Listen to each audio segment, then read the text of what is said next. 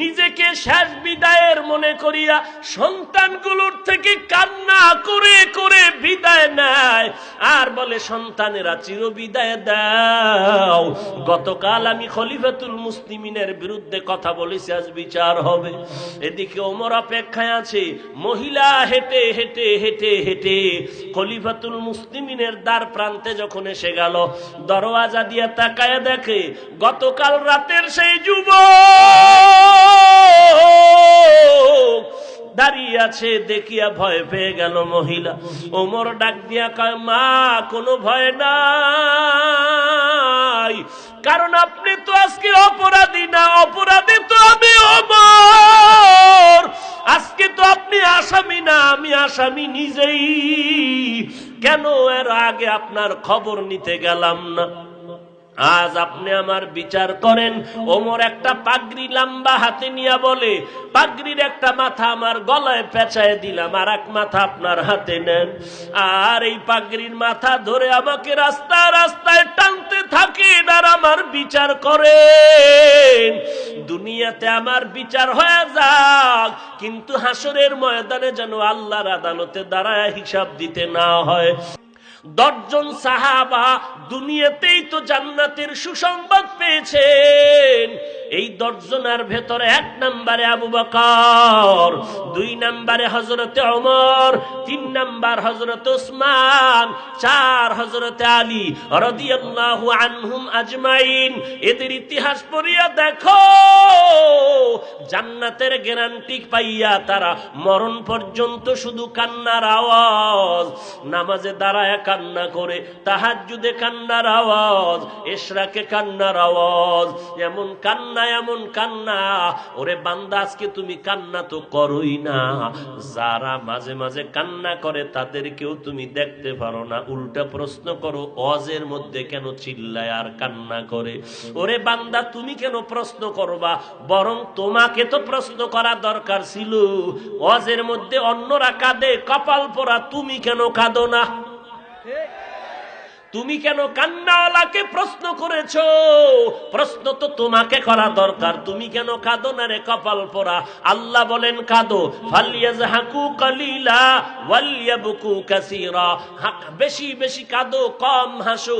মদিনার নবী বলেন 1 ফোঁটা চোখের পানি জাহান্নাম হারাম করে দিবে। আজকে কাঁদলি না, বুঝবি এক সময় কান্না কত প্রয়োজন, 1 ফোঁটা চোখের পানির কত দাম। জীবনে এক সময় বুঝে আসবে, তখন আর কোনো কাজ হবে না রে বাবা। সাহাবায়ে কেরাম জান্নাতের টিকিট পাইয়াও এরপরও কাঁদেন কেন? আল্লাহর ভয়। আবু বকর নামাজে দাঁড়ায় কান্না করেন, ওমরে ফারুক রাদিয়াল্লাহু তাআলা আনহু কান্না করে করে জীবনটারে শেষ করে দিলেন। এই ওমর রাস্তা দিয়ে চললে শয়তান, ওই রাস্তায় চলতে বড় ভয়। সেই ওমর আল্লাহর এত প্রিয় বান্দা হয়ে গেলে, অর্ধ জাহানের খলিফা, দিনের বেলা মানুষের বিচার করে, রাতের বেলা এলাকায় ঘুরে ঘুরে মানুষের জনগণের খবর নেয়। হযরত ওমর ঘুরতেছেন, এক সময় গিয়া দেখেন জঙ্গলের পাশে একটা ছোট্ট কুঁড়ে ঘরের মধ্যে আগুনের আওয়াজ দেখা যায়, আগুনের আলো দেখা যায়। হযরত ওমর কিনারায় গিয়া দূরত্ব বজায় রেখে একটু দাঁড়াইলেন। তাকায় দেখতেছেন এক বৃদ্ধা বুড়ি মহিলা পাত্রের মধ্যে পানি গরম করে, আর পার্শ্বে বাচ্চাগুলো ঘুমিয়ে আছে। হযরত ওমর অপরিচিত অবস্থায় সালাম দিয়ে বলেন, আম্মা জান, এই গভীর রাতে জঙ্গলের মধ্যে আগুন জ্বালায় কি করেন? আম্মা জান বললেন, কে যুবক তুমি? বলে, আমি একজন আগন্তুক মুসাফির। কি চাও? বলে, আমি ঘুরে ঘুরে দেখি কারো কোনো সমস্যা আছে কিনা, উপকার করতে পারে কিনা। আল্লাহর বান্দি বুড়ি মহিলা ডাক দিয়ে কয়, ও যুবক, তুমি আর কি উপকার করবা? আমার একটু মনের দাবি শুনে নাও। আমগো দেশে নাকি ওমর নামের ব্যক্তি দেশ পরিচালনা করে। শুনে নাও রে যুবক, আমি এই ওমরের বিরুদ্ধে আল্লাহর দরবারে মামলা দায়ের করব। কারণটা কি? আজ তাকায় দেখো, আমার ঘরের চুলায় আগুন জ্বলে, খানা নাই, না খেয়ে আমার বাচ্চাগুলো বাটিতে কান্না করে করে করে করে ঘুমিয়ে গেছে। আমার পায়ের কিনারায় কাঁদে, ওরা খানা নাই, পেটে ক্ষুধা আমি পানি গরম করে ওদের বলি অপেক্ষা কর, খানা রেডি হচ্ছে। আমি ওমরের মতো বান্দা আমাদের খবর নেয় না, বিচার দায়ের করব। এবার ওমর পরিচয়টা গোপন রেখে বললেন, আম্মা যান দেখি কিছু করতে পারি নাকি। সোজা চলে গেলেন অর্থ মন্ত্রণালয়ে গিয়া এক বস্তা আটা রেডি করিয়া, সাথে আছে এক ব্যক্তি তার গোলাম আসলাম নামের পিএস। ওই গোলাম রে ডাক দিয়া কয়, আসলাম আটার বস্তা আমি ওমরের মাথায় উঠাইয়া দাও। গোলাম আসলাম ডেকে বলেন, খলিফাতুল মুসলিমিন আপনার মাথায় কেন আটার বস্তা দিব? আমি গোলাম, আমার মাথায় দেন। এইবার ওমর ডাক দিয়ে কয়, রে আসলাম, ওরে বান্দা ভালো করে শুনো, এই যে আমার দায়িত্ব পালন করা তো আমার উপরে দায়িত্ব, আমার দায়িত্বের জবাব কি তুমি দিবা? বলে না। বলে যদি তাই হয় তো আমার জবাব আমাকে দেওয়ার জন্য রেডি করে দাও, কারণ কিয়ামতের ময়দানে আসামির কাঠগড়ায় দাঁড়াতে চাই না।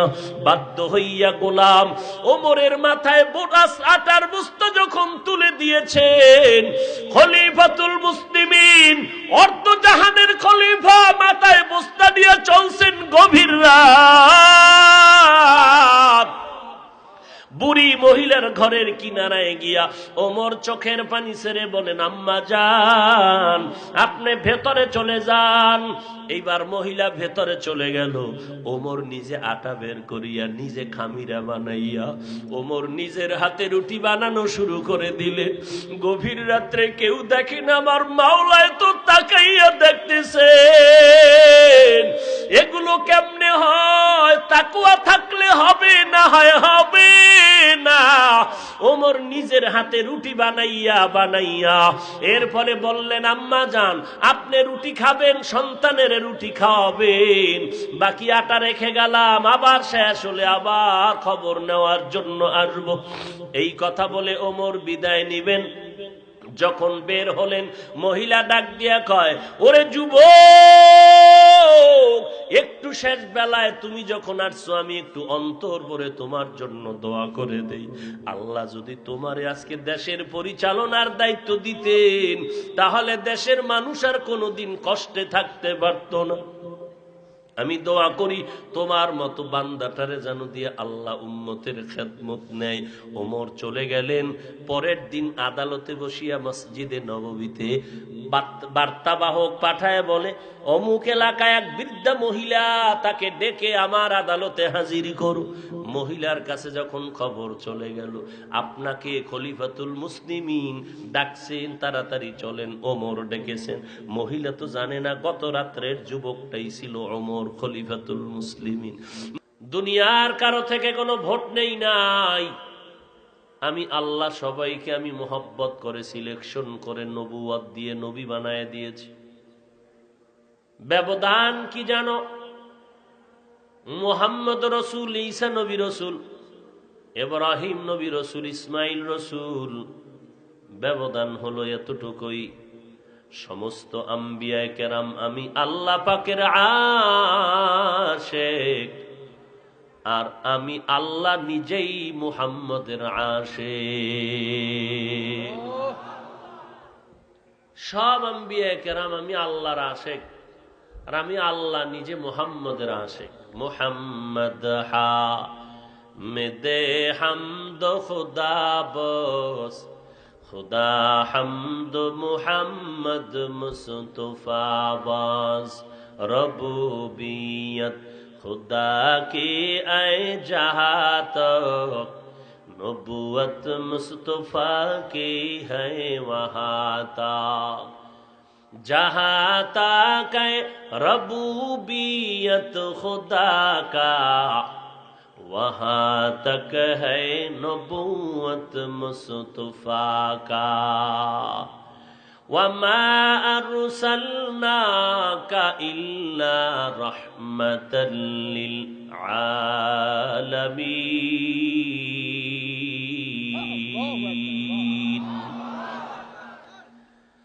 গোটা জগতের জন্য আমার বন্ধু মুহাম্মদ হলেন রহমত। আর আমি আল্লাহ হলাম রব্বুল আলামিন। গোটা জগতের জন্য আমি আল্লাহ যেমন রব, আর গোটা জগৎ সমূহের জন্য আমার নবী মুহাম্মদ হলেন রহমত। ওই নবীর অনুসরণ করো, আমি আল্লাহকে পেয়ে যাব। তাহলে আল্লাহর অনুসরণের সমাধান কি পাইলাম? নবীর অনুসরণ করো। এখন প্রশ্ন, হে আল্লাহ, আমরা এমনই কপাল পোড়া, আল্লাহ তোমারও পাই নাই, আমরা নবীরেও পাই নাই। সাহাবায়ে কেরাম নবীকে পেয়েছেন তো দেখে দেখে অনুসরণ করেছেন। নবী কেমন করে খানা খায় সাহাবায়ে কেরাম দেখেন আর আমল করেন। নবী কিভাবে রাস্তায় হাঁটেন সাহাবায়ে কেরাম দেখে দেখে আমল করেন। রাহমাতুল লিল আলামিন কিভাবে নামাজে দাঁড়িয়েছেন সাহাবায়ে কেরাম দেখেন আর অনুসরণ করেন, আমল করেন। নবী কিভাবে বসেন সাহাবায়ে কেরাম দেখেন আর আমল করেন। সাহাবায়ে কেরাম নবীকে দেখে দেখে অনুসরণ করার সৌভাগ্য অর্জন করেছেন। এখানে আরো একটা বিষয় আমাদের স্পষ্ট হওয়া দরকার। সাহাবায়ে কেরাম এত দামি দামি আমল করেছেন, বলেন সাহাবায়ে কেরাম কাকে দেখে আমল শিখেছেন? কি ঘুমাইতেছেন আপনারা? কথা বলেন না কেন? ঠান্ডা? এই পাবলিক, মোবাইল বন্ধ করেন, পকেটে ঢুকায় দেন। আর কত গজব নিয়ে টানবেন, জিন্দেগি নষ্ট করে ফেললো। এই লকডাউনেও তওবা করবেন না, আর কবে করবেন? আর কত ধ্বংসের রাস্তা বাকি আছে যে আপনি এখনো এই ধ্বংসের মোবাইল থেকে নিজেকে হেফাজত করতে পারেননি। আপনার মাথা নষ্ট করেছে, একটু ভয় আসে না? চোখের পাওয়ার শেষ, ব্রেন নষ্ট, হার্ট দুর্বল, আরামের নেয়ামতের রাতের ঘুম নষ্ট করেছেন, চরিত্র নষ্ট করেছেন, আমল নষ্ট করেছেন, আত্মীয়তার সাথে চরম ভাবে ঝগড়া সৃষ্টি করেছেন, জবানটাকে নাপাক করেছেন এই মোবাইলের দ্বারা, হাত নাপাক করেছেন, চোখ নাপাক করেছেন, আর কত।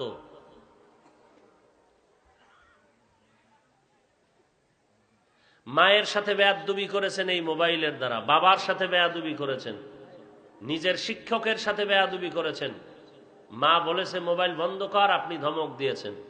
শিক্ষক বলেছে মোবাইল বন্ধ কর, আপনি শিক্ষকের বিরোধিতা করেছেন। 40 বছরের আগে আপনার চেহারা নষ্ট হয়েছে এই মোবাইলের কারণে। আর কত অপরাধ করবেন? এই মহামারীতেও কি আল্লাহর ভয় আসবে না? আল্লাহ সব ভাইকে মোবাইলের গুনাহের থেকে হেফাজত করেন।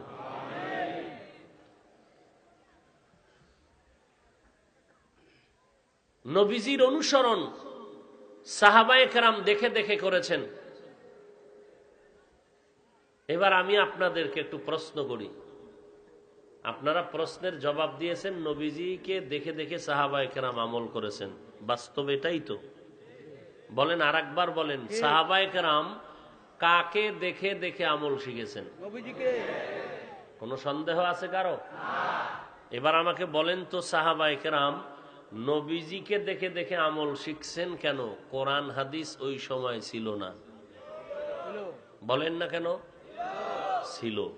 থাকার পরেও কেন তারা নবীকে দেখে আমল শিখছেন? সাহাবায়ে কেরাম কোরআন হাদিস বুঝতেন না। হ্যাঁ, বুঝতেন, জানতেন। কেমন বুঝতেন? আবু হানিফার থেকে কম।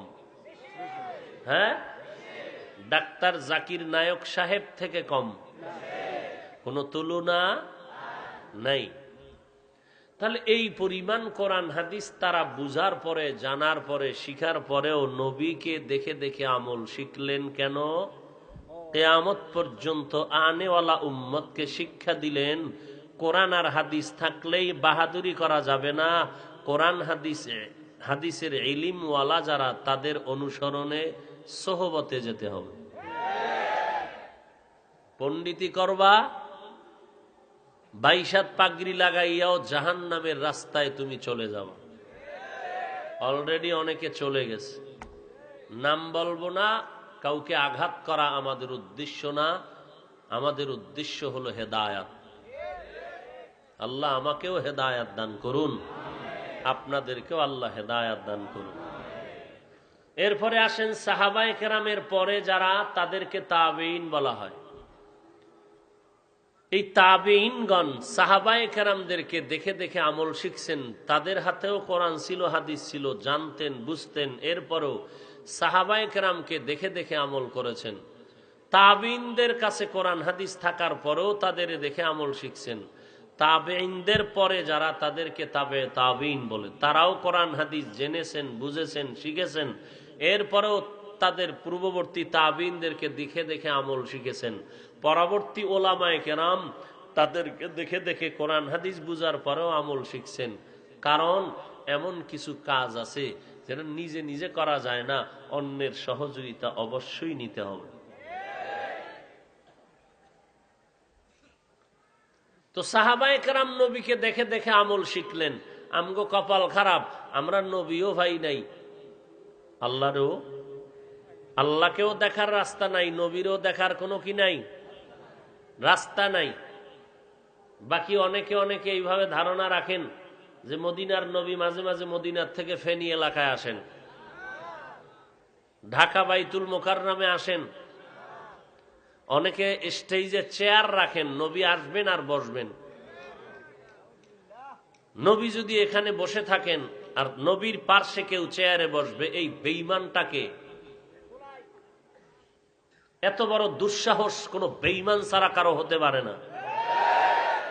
নবী এখানে থাকবেন আর আমি চিল্লাইয়া বয়ান করব, এইরকম সৃষ্টির নিকৃষ্ট বেয়াদ্দব আর কেউ হতে পারে না।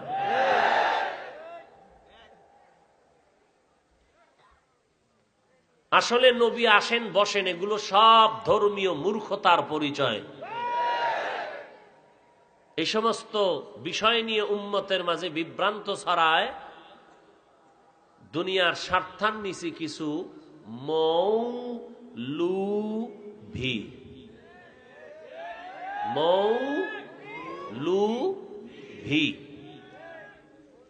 আল্লাহ এদের থেকে আমাদের ঈমান আমল হেফাজত করেন।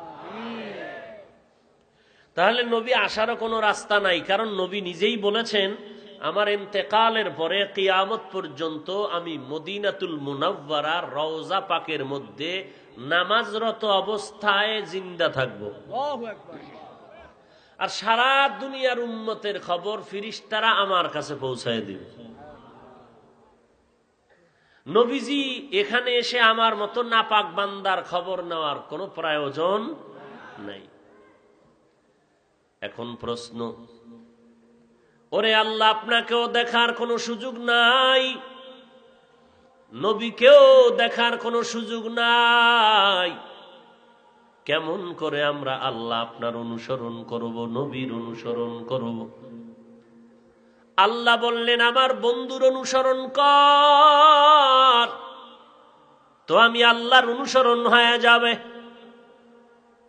এবার যদি নবীকে বলি পয়গম্বর, আপনি যখন জমিনের মধ্যে থাকবেন না, আপনার অনুসরণ কেমনে করব? পয়গম্বরও একটা সমাধান দিলেন, আল্লাহ যেমন রহমান, আমি নবীও উম্মতের বেলায় রহমান। আমার উম্মতেরা বিভ্রান্তের মধ্যে যেন না পড়ে যায়।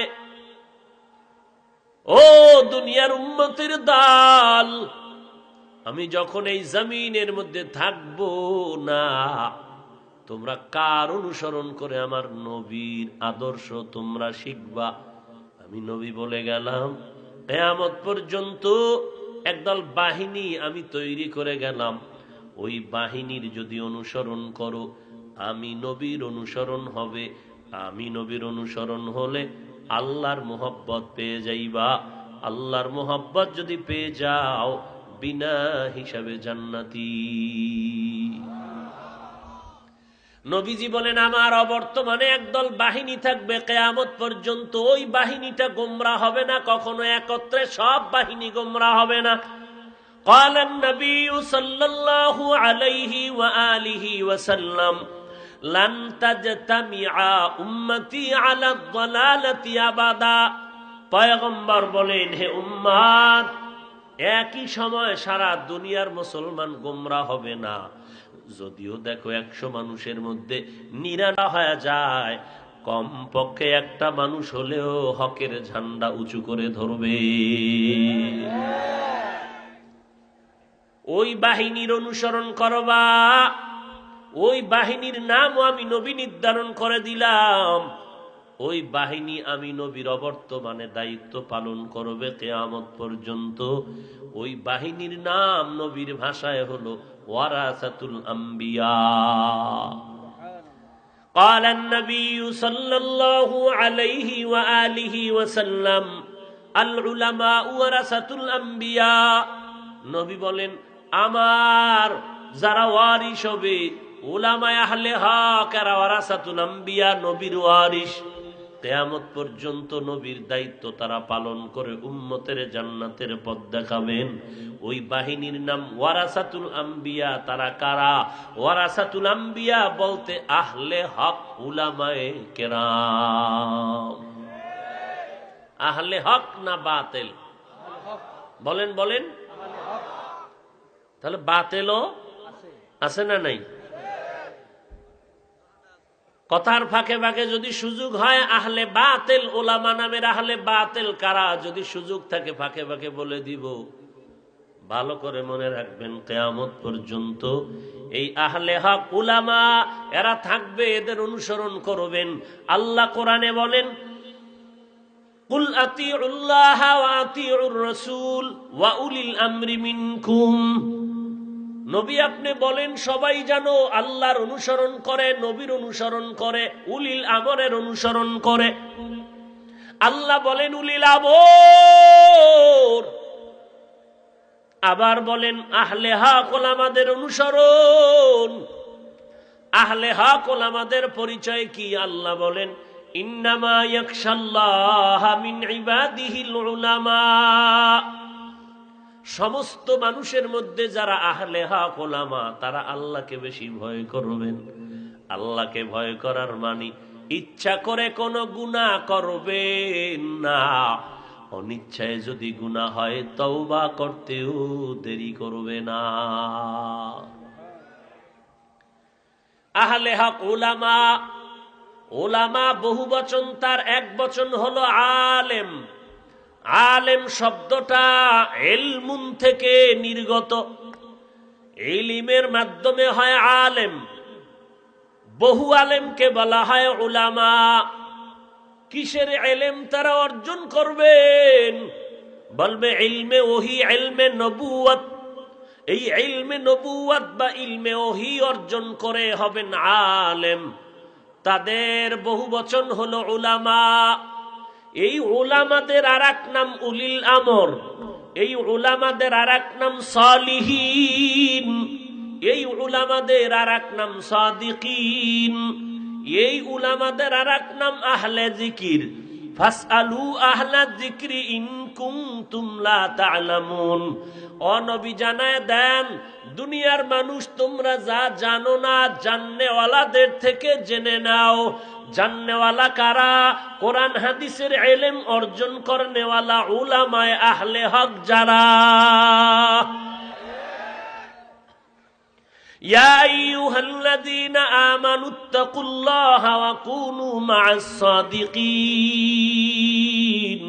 আল্লাহকে ভয় করো, সত্যবাদীদের বন্ধু হয়ে যাও। মুফতি, মুহাদ্দিস, মুফাসসির, পীর, মাশায়েখ, আলেম সব এই ওলামাদেরই শাখা প্রশাখা। কারণ কোরআন হাদিসের ইলম ছাড়া মুফতি হওয়া বাংলাদেশে হওয়া যায়, কারণ সম্ভাবনাময় দেশ তো, সবই সম্ভব।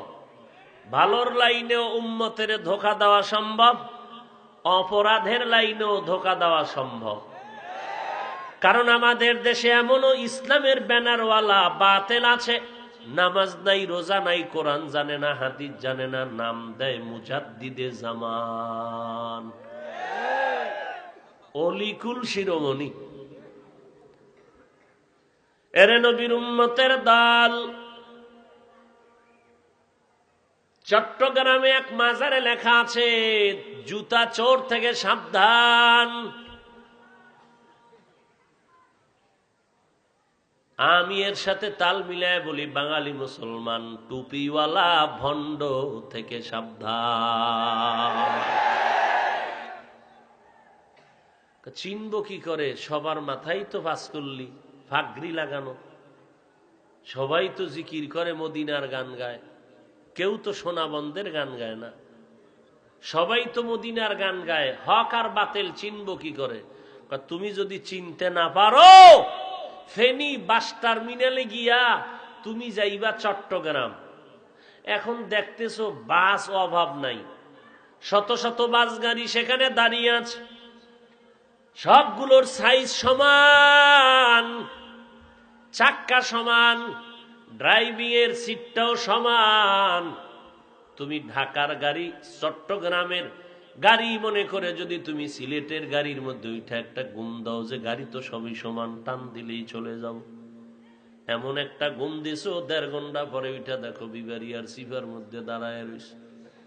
কি ব্যাপার, চট্টগ্রাম আর কত দূর? বলে এখনো 6 দিন লাগবে। বলো কি? বলে বলো কি, তুমি কই? তার মার ছিঁড়ে গেল নাকি? বলে না। বলে যাবা কই? বলে চট্টগ্রাম। সিলেটের গাড়িতে কেন বসছো? বলে এটা তো বুঝি না, সবার টুপি তো সমান, কে ভণ্ড কে হক বুঝি না, সব তো গাড়ি একই দেখা যায়। আরে বোকা, তুই মূর্খ।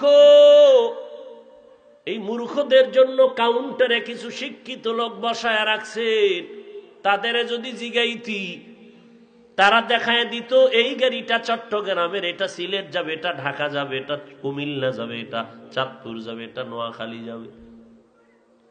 এরে বান্দা, তুই যখন তাকায় দেখছো দেওয়ান বাগিরও চেহারাটা সুন্দর, রাজার বাগিরও চেহারা সুন্দর, মাথায় টুপি আছে, ভাগরি আছে, 18 শিরো ভাগরি আছে, সব পীরের দরবারের সাইনবোর্ড এক। কে হক কে ভণ্ড তুমি যখন চিনো না, এই জমিনের মধ্যে কোরআনওয়ালা কিছু আহলে হক উলামায়ে কেরাম বসে আছেন, এদের কাছে যদি যাইতি তারা দেখায় দিত ওরা ভণ্ড, এই বান্দাগুলো হক। তুই তো বাহাদুরি করছো, কারো কাছে যাব না। কিসের পীর, কিসের আল্লাহওয়ালা? কোনো আল্লাহওয়ালা লাগবে না, মাযহাব লাগবে না, পীর লাগবে না, মুরব্বি লাগবে না। কোরআন আছে, হাদিস আছে, আবার পীর মানবো কেন? কোরআন হাদিস থাকতে মাযহাব মানবো কেন? কোরআন হাদিস থাকতে তাবলীগ করবো কেন? কোরআন হাদিস থাকতে পীরের কাছে যাব কেন? তোমার মতো পণ্ডিতি সাহাবায়ে কেরাম করলেও পারতেন যে কোরআন হাদিস আছে, নবীর কাছে যাব কেন? তাবিনরাও যদি বলতেন কোরআন আছে, হাদিস আছে, আবার সাহাবায়ে কেরামদের মানবো কেন? কোনো পণ্ডিতিতে কাজ হবে না। কোরআন হাদিস থাকলেও কোরআনওয়ালা আহলে হক উলামায়ে কেরামদের কাছে যেতেই হবে। সোহবতে সালে তোরা সালে কুনাত, সোহবতে তালে তোরা তলে কুনাত, মাইলে মোমেন সোয়ে মোমেন মিশাওয়াত, মাইলে কাফের সোয়ে কাফের মিশাওয়াত। এরে নবীর উম্মতের দল, আমার মাথায় টুপিদারি সব আছে, কি সুন্দর বয়ান, মানুষ দাঁড়ায় আছে, বয়ান শুনতে আছে, কিন্তু আমার ভিতরেও তো কি পরিমাণ অপরাধ নিয়ে ঘুরতেছি, আমার দিলের মধ্যে এই অপরাধ নিয়ে ঘুরতেছি কেউ জানে না। আমি নিজেরে বড় মনে করি, কবিরা গুনাহ, অন্যকে হিংসা করি কবিরা গুনাহ, অন্যের দোষ চর্চা করি কবিরা গুনাহ। এটা কলবের সাথে লাগানো আছে আমার এই গুনাহ। এই গুনার থেকে যদি আমার কলবটারে পরিষ্কার করতে চাই, একা একা পারবো না। কলব আয়নাওয়ালা, পরিষ্কার যাদের কলব আছে, এমন তাকওয়াওয়ালা আল্লাহওয়ালা, তাদের কাছে গিয়া আমার সময় লাগাতে হবে। এই যারা উল্টা পাল্টা করে, এরা কেউ মুরব্বি মানে না, কোনো আল্লাহওয়ালার দ্বার দাঁড়ে না। এই জন্য বড় বড় বড় বড় বড় বড় ব্যক্তিরাও কথাবার্তা যা বলে সব ফিতনাওয়ালা কথা, সমাজের মধ্যে বিশৃঙ্খলা সৃষ্টি করার মতো কথা। আল্লাহ সবাইকে হেদায়াত দান করেন। আল্লাহ পাক রব্বুল আলামিনের পয়গম্বর কিয়ামত পর্যন্ত সমাধান দিলেন, ও উম্মতেরা, যদি নবী না পাও তোমরা কার অনুসরণ করবা? বলে আহলে হক উলামা। এবার আল্লাহ বলেন দুইটা আদেশ মানো। এক নম্বরে আমাকে ভয় করো, ভয়ের নাম তাকওয়া। যিনি আল্লাহকে ভয় করবেন তার নাম মুত্তাকি। যালিকাল কিতাবু লা রাইবা ফীহি হুদাল লিল মুত্তাকিন। এই কিতাব আমি দুনিয়াতে পাঠাইলাম, কোরআন দিলাম মুত্তাকিনদের হেদায়েতের জন্য। মুত্তাকি কাদেরকে বলা হয়? আল্লাহ পাক বলেন 6টা গুণ যাদের মধ্যে আছে প্রমাণ হবে তারা আল্লাহকে ভয় করে। যাদের মধ্যে 6 গুণের একটাও নাই প্রমাণ হবে তারা আল্লাহকে ভয় করে না। 6টা গুণ যাদের মধ্যে আছে তারা তাকওয়াওয়ালা, আল্লাহকে ভয় করেন। এদের ফলাফল হলো এরা বিনা হিসাবে জান্নাতের মেহমান। খারাপ লাগে না তো ভাই? আর কি করবেন, একটু সময় কাটাইলেন আর কি। বাসায় গিয়ে তো আর ঘুমাইবেন না রাত্র 3টার আগে, বয়ে বয়ে একটু সময় কাটাইলেন, আর কি করবেন? আমল আর কি করবেন? ফজর পড়েন নাই, জহুর পড়েন নাই, আসর পড়েন নাই, মাগরিব পড়েন নাই, এশার নামাজ পড়েন নাই। আইছেন কিন্তু মাগরিবের সময়, এশার আজান হইছে, এখানে নামাজ অনেকে পড়ছে, আর বেশি ভিআইপি মানুষগুলো রাস্তায় বেরিয়ে ডানছে। যখন আমি আইছি এই বিড়ির চিফাটা ফালায় ঠালায় পাও দিয়া ফারাইয়া ভিতরে ঢুকছে। যখন আবার বিড়ির নেশা টান দিবে আবার ফাঁকে ফাঁকে উঠে যাবে, টাইনে টুইনে আবার একটু আসবে। তাও যদি আমার বয়ান ভালো লাগে, আর যদি দেখে না সব ছুরির মতো আঘাত করে কলিজায়, তাই যে উঠছে আর আসবেই না, এমন দৌড় দিবে ফজর পর্যন্ত মোবাইল চালায় রাত কাটাবে, আড্ডা দিবে, আজানের আধা ঘন্টা আগে রেস্টে চলে যাবে। এক রেস্ট, ফজর শেষ। এরে নবীর আশেক উম্মতের দল, ভালো করে শুনে নাও রে মুসলমান। আল্লাহ বলেন আমাকে কারা ভয় করে? বলে যাদের মধ্যে 6টা গুণ আছে। 1 নাম্বার, ইউমিনুনা বিল গায়ব ওয়া ইউকিমুনাস সালাহ ওয়া মিম্মা রাযাকনাহুম ইউনফিকুন। والذين يؤمنون بما أنزل إليك وما أنزل من قبلك وبالآخرة هم يوقنون। এই 6 গুণ, এই 6 গুণওয়ালাদের পুরস্কার কি? আল্লাহ বলেন উলাইকা আলা হুদাম মির রাব্বিহিম ওয়া উলাইকা হুমুল মুফলিহুন। এরা হেদায়াত প্রাপ্ত, এরা সফল কাম, এরা জান্নাতি। আল্লাহকে কে ভয় করে কে ভয় করে না তোমার আমার কোনো ফতোয়া লাগবে না। আল্লাহ কোরআনের শুরুতেই বলে দিলেন 6টা গুণ যাদের মধ্যে থাকবে প্রমাণ তারা আল্লাহকে ভয় করেন। আর যাদের মধ্যে 6 গুণ নাই প্রমাণ হবে তারা আল্লাহকে ভয় করে না। আর আল্লাহকে ভয় কেন? বারবার বারবার আল্লাহ কেন বলেন আমাকে ভয় কর?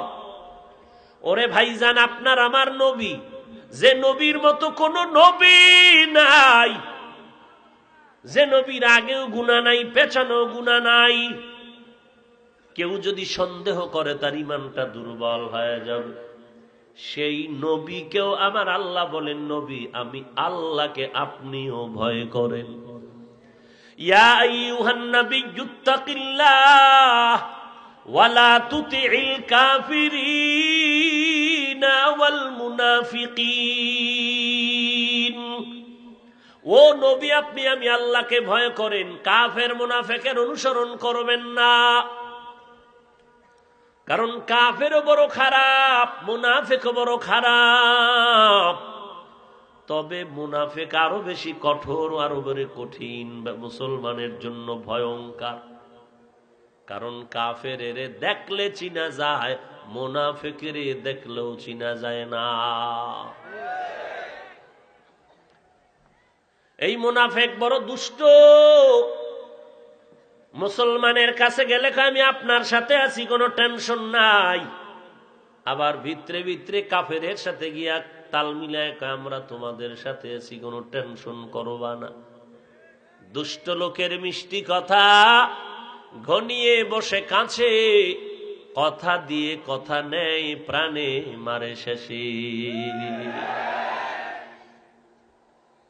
এরে নবীরা আশেক, কোরআন শরীফ আল্লাহ অবতীর্ণ করলেন তাকওয়ার বাণী দিয়া, শেষ করলেন তাকওয়া দিয়া। ওয়াত্তাকু ইয়াওমান তুরজাউনা ফীহি ইলাল্লাহ। ভয় করো ওই দিন, যেদিন আল্লাহর কাছে সকলকেই প্রত্যাবর্তন করতে হবে, আল্লাহর আদালতে হাজিরা দিতে হবে। পালানের জায়গা আছে কি? এ জমিনের সব থেকে বড় বাহাদুর বেঈমান নমরুদ পালাতে পারে নাই, ফিরআউন পালাতে পারে নাই, সাদ্দাত পালাতে পারে নাই, কারুন পালাতে পারে নাই। যেই নমরুদ আমার আল্লাহকেই মেরে ফেলার জন্য রেডি হয়ে গেল, সেই এত বড় বেঈমান নমরুদের আমার আল্লাহ ধ্বংস করার জন্য কি পরিমাণ বাহিনী পাঠিয়েছিলেন জানা আসেনি? কি পাঠিয়েছেন? একটা অসুস্থ মশা মাথার গোড়ায় গিয়া একটা ফাঁকে ফাঁকে মিস কল দেয়, মাথা গরম হয়ে যায়। ডাক্তার কবিরাজ হালুয়া পাটির হালুয়া খাইয়াও চান্দি ঠান্ডা হয় না। আল্লাহর কি কুদরত! এমন সান কপাল নমরুদের, জোতার লাগে মোলাকাত হয়েই দেখলো মাথা ঠান্ডা হয়ে গেল। নমরুদ কয় ঔষধ পেয়ে গেলাম। পায়ের জুতায় যে এই পরিমাণ ঔষধ আছে জানা নাই। তাড়াতাড়ি জুতা দিয়া মাথায় বাড়ি লাগলেই মাথা ঠান্ডা হয়ে যায়। এই কাম কে করবে? কয় করতেই হবে, টাকা দিয়ে লাগলেও ভাড়া রাখতে হবে কর্মচারী। কর্মচারী রেডি হয়ে গেল, এক ফাঁকে ফাঁকে জুতার বাড়ি দেয়। নমরুদ কয় যত জোরে বাড়ি দিবি বেতন তত বাড়ায় দিবি। কেমন সান কপাল! এটা সবার তো কপালে জুটে না রে বাবা, পায়ের জুতা কপালে লাগা। ফেরাউনের মতো বেঈমান 40 বছর পর্যন্ত কোনোদিন অসুস্থতা হয় নাই। আজকে তাকায় দেখরে ফেনীর মুসলমান ওই ফেরাউনের লাশ জমিনেও গ্রহণ করে নাই। ওই লাশটা কই আছে জানুনি? কোথায়? কোটি টাকার মালিক দেখো, অভাব হয় না দূর, গরিবে ঘুমায় আরাম করে মনটা বাহাদুর। ফেরাউনের লাশটা দেখো মিশর জাদু ঘরে, খায় না মাটি পোকা মাছি সবাই ঘৃণা করে। হৃদয় থাকিবে যার নম্রতা সদা, রহমত আসিবে সেথা প্রভুর ওয়াদা। বড়র বড়াই থাকলে দিলে রহমত আসবে না, নিজেকে নিজে ছোট মনে করিও সদা। উঁচু জমিন থেকে পানি নিচু জমিনে যায়, তেমনি খোদার রহমত আসে নম্রতার হৃদয়। ভোগবিলাসের বাড়ি গাড়ি পরে রবে সব, ভোগবিলাসের বাড়ি গাড়ি পরে রবে সব। থাকতে সময় স্মরণ করো আল্লাহ আমার রব, থাকতে সময় স্মরণ করো আল্লাহ আমার রব। কে আমাদের রব? আরো মহব্বতে বলো ইন্নাল্লাযীনা ক্বালু রাব্বুনাল্লাহ, ইন্নাল্লাযীনা ক্বালু রাব্বুনাল্লাহু সুম্মা ইসতাকামু ফালা খাউফুন আলাইহিম فلا خوف عليهم ولا هم يحزنون।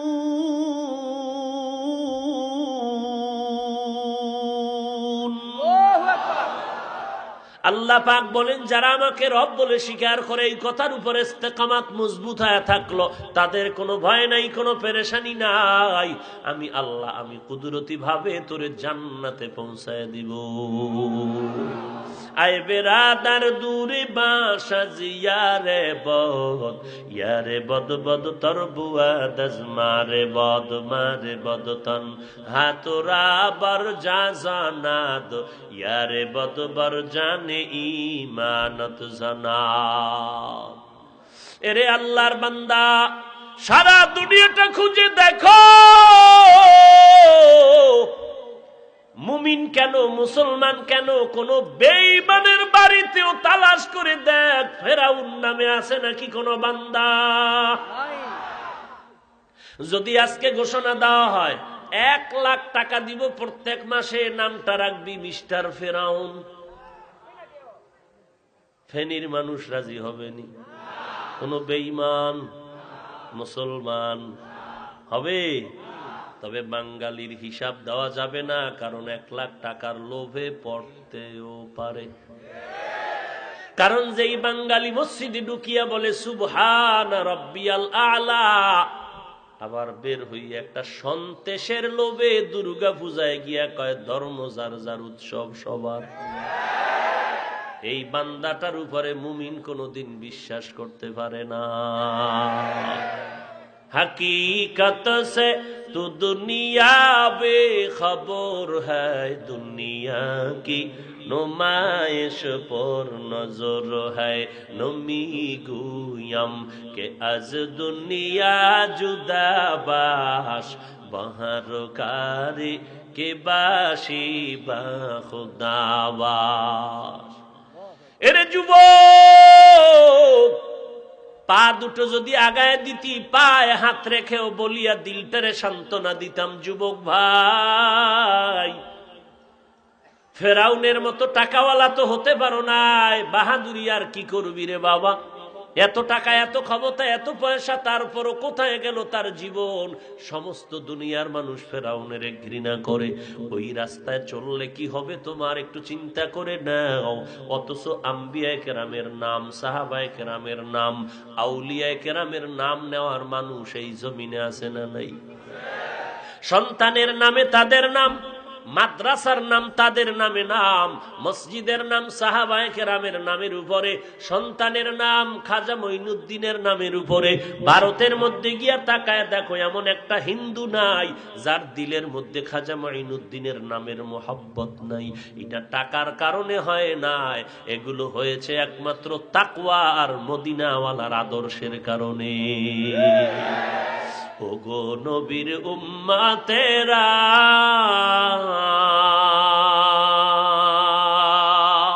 হয়ে আজি দিশাহারা,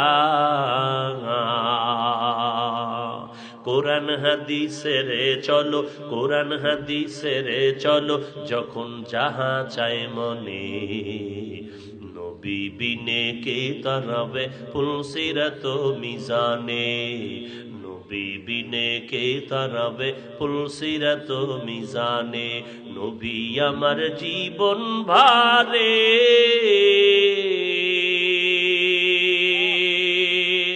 দিনের লাগি কষ্ট করে, দান দান শহীদ করিলেন অহুদেরই ময়দানে, বিবিনে কে তরবে পুলসিরাত মিজানে, নবী বিনে কে তরবে পুলসিরাত মিজানে। এমন এতিম নবী আমার, পিতা মাতা নাই যে তাহার, তারপরেও কত মারা মারলো তাকে দুশ্মনে, নবী বিনে কে তরবে পুলসিরাত মিজানে, নবী বিনে কে তরবে পুলসিরাত মিজানে। নবীর মায়া নাই কি তোমার, কেমনে দুঃখ দাও যে আবার, দরুদ পড়ো স্মরণ করো, দরুদ পড়ো স্মরণ করো, প্রথম ঘাটি কাফনে। নবী বিনে কে তারাবে ফুলসিরাত মিজানে, নবী বিনে কে তারাবে ফুলসিরাত মিজানে। ইমামুল আউয়ালিন আল আখিরিন, বাহর সদকা রহমাতাল লিল আলামিন, সৈয়দুল কাউনাইন খাতমুল মুরসালিন, আখির আমদ বুদ ফখরুল আউয়ালিন, শুদ ওজুদাশ রহমাতাল লিল আলামিন, মসজিদে উশুদ হামারে জমিন।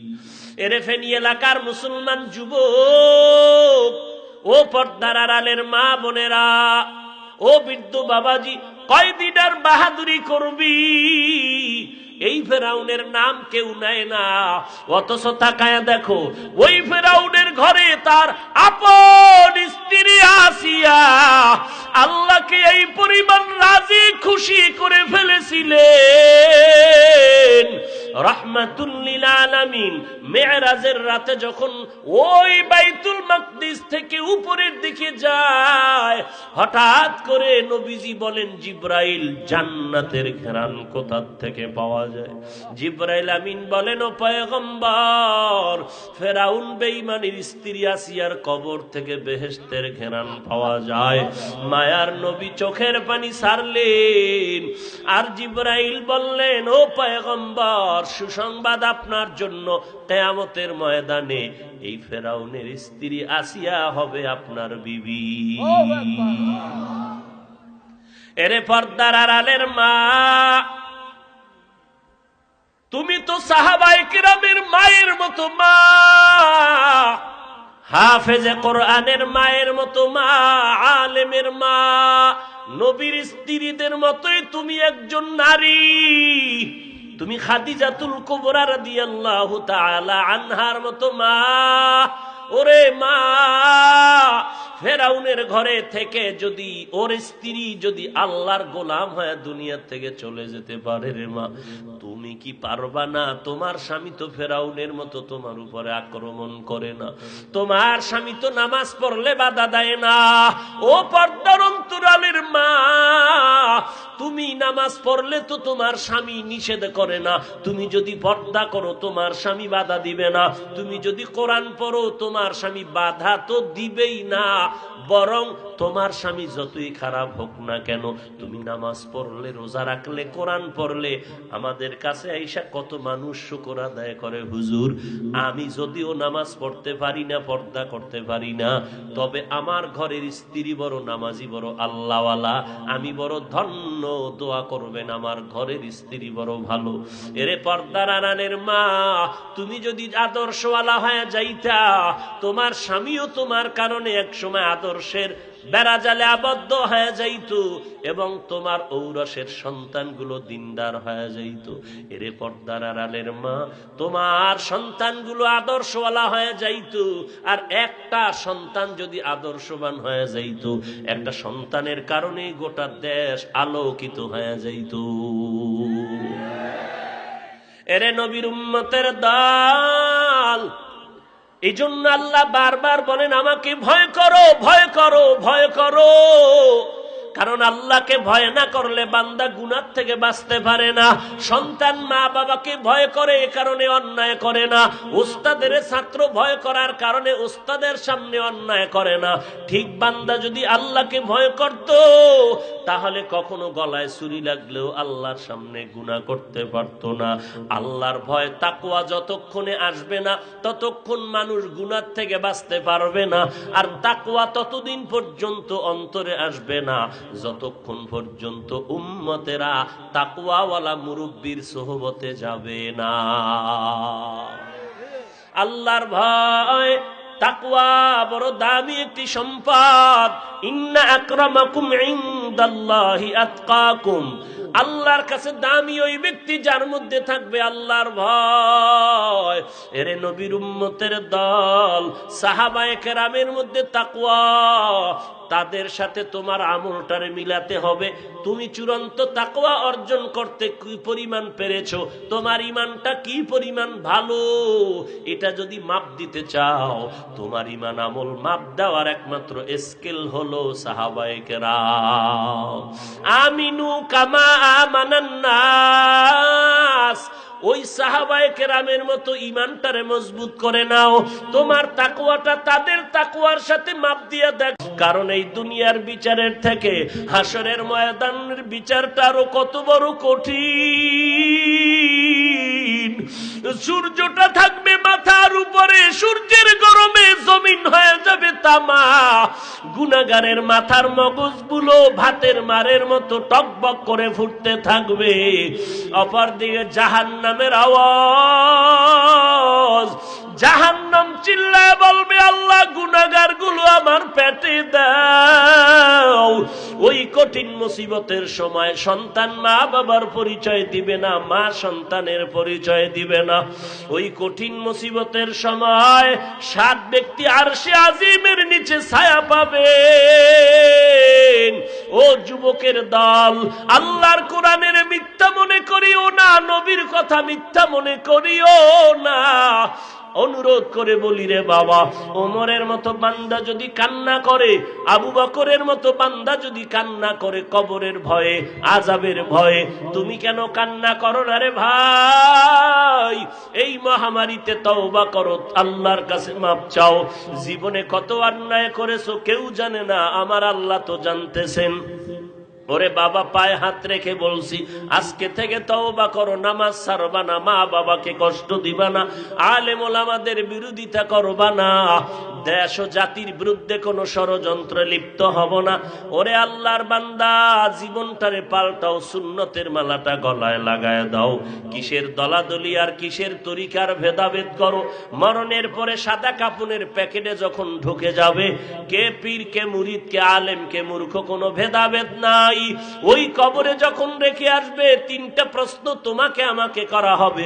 রবের পরিচয় দাও, ধর্মের পরিচয় দাও, রহমাতুল লিল আলামিনের পরিচয় দাও। আরে বান্দা, এই প্রশ্নের জবাব যদি দিতে পারো, কবর হবে শান্তির জায়গা। আর যদি জবাব দিতে না পারো, কবর হবে জাহান্নামের আগুন। আল্লাহর দরবারে তওবা করো। গুনার কারণে দিল পাথর, চোখে পানি নাই, আল্লাহর কাছে মাথা নত করে ডাকো, হে আল্লাহ দিলটা নরম করে দাও, কান্নাওয়ালা চক্ষু দান করো। আয় আল্লাহ, জীবনের গুনাহ মাফ করে দাও। এরে আল্লাহর বান্দা, তওবার যদি খাঁটি নিয়ত হয়, কয়দিন আর বাহাদুরি করবা? তোমার আমার মতো কত যুবকের লাশ কবরে চলে গেল। এরে যুবক, আজকে থেকে তওবা করো, নামাজ ছাড়বা না। তোমার আমার মতো কত যুবক স্কুল কলেজে পড়ে নামাজ ছাড়ে না, তুমি কেন পারবা না? তোমার আমার মতো কত যুবক র‍্যাব, আর্মি, পুলিশ, বিডিআর এর চাকরি করে, নামাজ ছাড়ে না। তোমার বিবেকরে জিজ্ঞাসা করো, তুমি কেন পারো না? তোমার আমার মতো যুবক কৃষি কাজ করে, ড্রাইভারি করে, শ্রমিকের কাজ করে, নামাজ ছাড়ে না, তুমি কেন পারবা না রে বাবা? আল্লাহর কাছে তওবা করে নাও। ওই কবরে আপন কেউ নাই, একমাত্র নেক আমল নিয়ে যদি যেতে পারো। আর এই তওবার জন্য লাগবে তাকওয়া, আল্লাহর ভয়। আল্লাহর ভয় নিয়ে তওবা করো। আল্লাহ, শয়তানের ধোকায় পড়ে গুনাহ করেছি, আর করব না, আর নামাজ ছাড়ব না, আর নবীর সুন্নতের বিপরীত চলব না। আলেম ওলামাদের কথা নিয়ে পরামর্শ মতে আমলকে সুন্দর করব, সহিভাবে কোরআনটা শিখবো, 5 বেলার নামাজ ঠিক মতো পড়ব, মা বাবার বরদোয়া নিব না, বড়দের সাথে বেয়াদবিমূলক আচরণ করব না। আল্লাহর কাছে তওবার নিয়ত যদি হয়, দিলটাকে নরম করে আল্লাহর কাছে নিজেকে বিলীন করে নত করে বলো, আল্লাহ তুমি আমাকে মাফ করে দাও। আল্লাহ বলেন, পাহাড় সম পরিমাণও যদি গুনাহ করো, তওবা করা মাত্র আমি আল্লাহ তোমার জীবনের সব গুনাহগুলো মাফ করে দিব। ও আল্লাহ, আমাদের সবাইকে মাফ করে দেন, আমাদের সবাইকে খাঁটি তওবা করার তৌফিক দান করেন, তওবার উপরে মজবুত হয়ে চলার তৌফিক দান করেন, আমিন। আলহামদুলিল্লাহি রাব্বিল আলামিন, ওয়াসসালাতু ওয়াসসালামু আলা সাইয়্যিদিল আম্বিয়াই ওয়াল মুরসালিন ওয়া আলা আলিহি ওয়া وأصحابه أجمعين يا أرحم الراحمين يا أرحم الراحمين يا أرحم الراحمين رب ارحمهما كما ربياني صغيرا رب ارحمهما كما ربياني صغيرا اللهم إنا نعوذ بك من البرص والجنون والجذام ومن سيء الأسقام ও দয়ার মালিক কুদরতের নজর দিয়া দেখেন এই ময়দানে কত উলামায়ে কেরাম হাত তুলেছেন, কত মুরব্বী, কত হাজী সাহেব, কলিজার টুকরা যুবক ভাইয়েরা, ছাত্ররা, পর্দার আড়ালের কত মা বোনেরা হাত তুলেছেন। আয় আল্লাহ, আমাদের মতো গুনাহগার কেউ নাই। শয়তানের ধোকায় পড়ে জীবনটারে নষ্ট করে ফেলেছি। দুনিয়াতে এসেছিলাম কত পবিত্র, শয়তানের ধোকায় পড়ে আজ এই পবিত্র জীবনটারে নাপাক করেছি রে আল্লাহ। আজকে গুনার কারণে দেখি আমার হাত না পাক, আমার চোখ না পাক, আমার জিহ্বা না পাক, আমার অন্তর না পাক। আয় আল্লাহ, আপনার দরওয়াজায় আসি, গুনাহ অবস্থায় ফিরাইয়া দিয়েন না রে আল্লাহ। মেহেরবানি করে আমাদের সকলের জীবনের সব গুনাহগুলো মাফ করে দেন আল্লাহ। আয় আল্লাহ, আজকের আয়োজন কবুল করে নেন। যারা সহযোগিতা